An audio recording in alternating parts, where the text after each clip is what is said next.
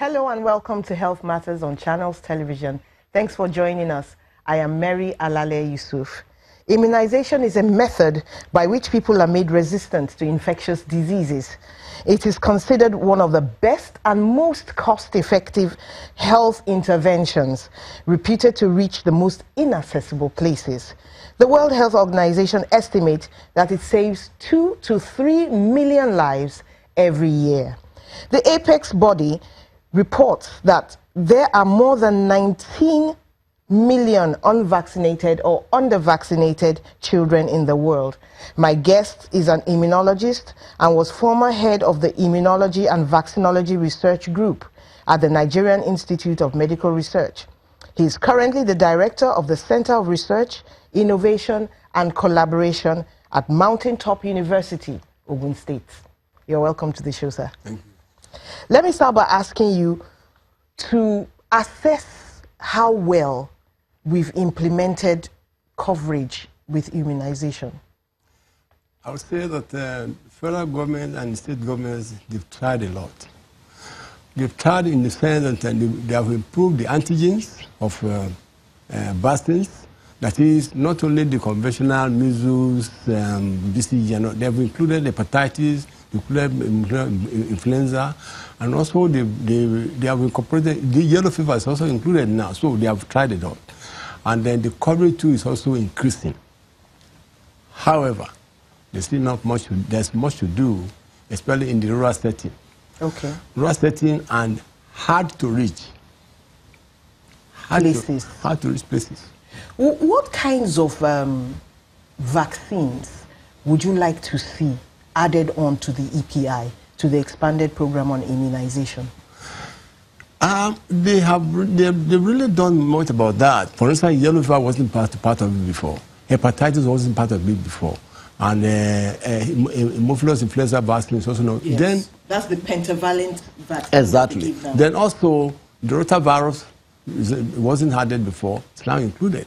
Then the human papilloma virus for the adolescents coming up for 13 years, the also include. So there is a human papilloma virus vaccine, active vaccination. Yes. You know, it's like it's not really being used the way it ought to.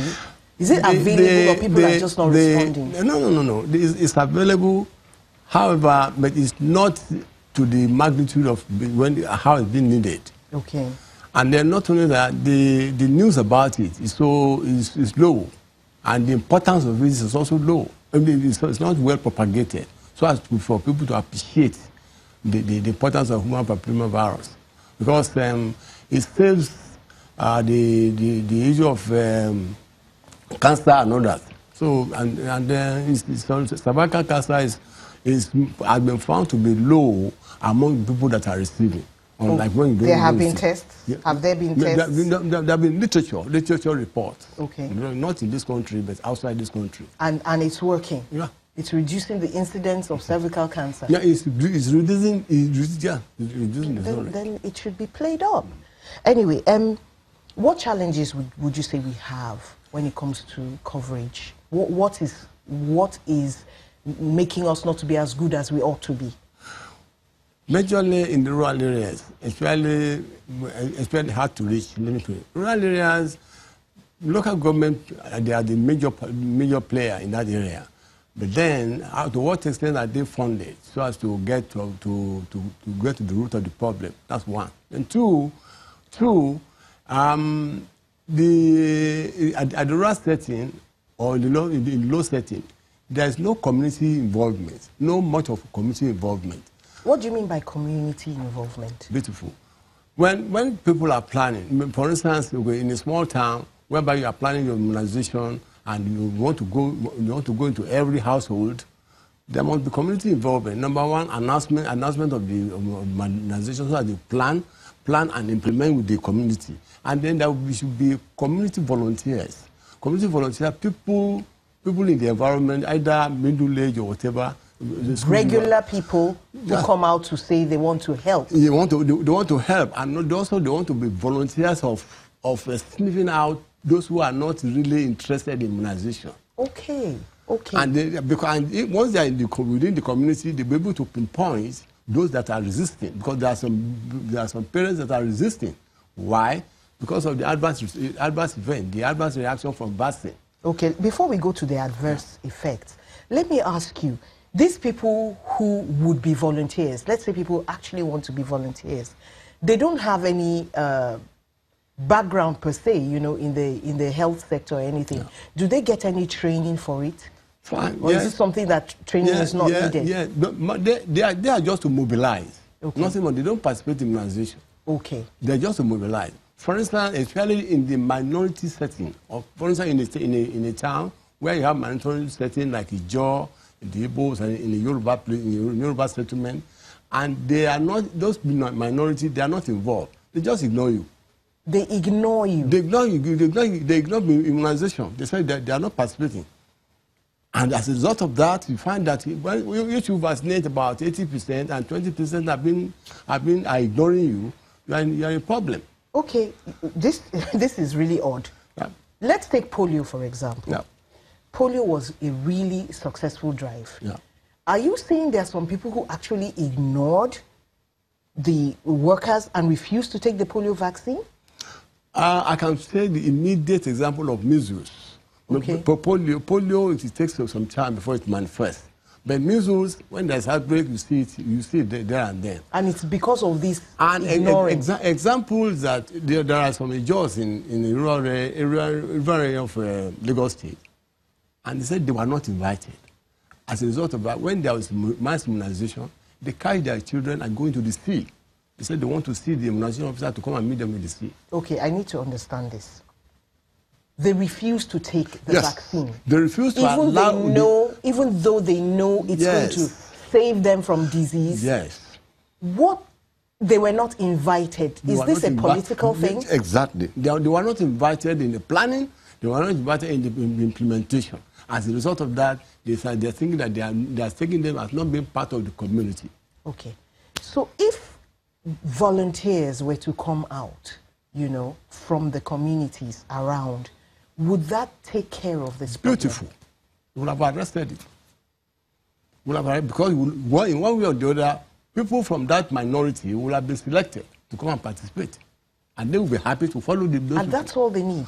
Select us to participate, and we'll take the vaccine. Yes, I've experienced it. I've held meetings. Well, it's worth a try, isn't it? Of course. And so, and they pledged their loyalty from the moment I held meeting with them. Okay. What is the next step? You know, maybe the next drive or something, immunization drive that you want to do or whatever. What is the next step you would like to take to make sure those communities who are ignoring the vaccination participate? A practical step. Yeah, is just involve every facet of the community. Facet of the community, both old. Must this be a government-led thing, or can it be done by the hospitals? No, not the hospital. Government, local government-led. It's a social problem. Social problem. And NGOs too, they are also trying in mobilizing. Mobilizing to interest the communities. In the exercise. Yes, because one thing is for you to have the vaccine. Another thing is for the vaccine to be taken. Okay, apart from this peculiar problem, are there any other challenges? Yes, there are challenges in the hard-to-reach areas. That, for instance, in areas with bad terrain, on the sea, on the desert, on whatever. I've worked in many parts of Nigeria, Sokoto, Kano, and all that.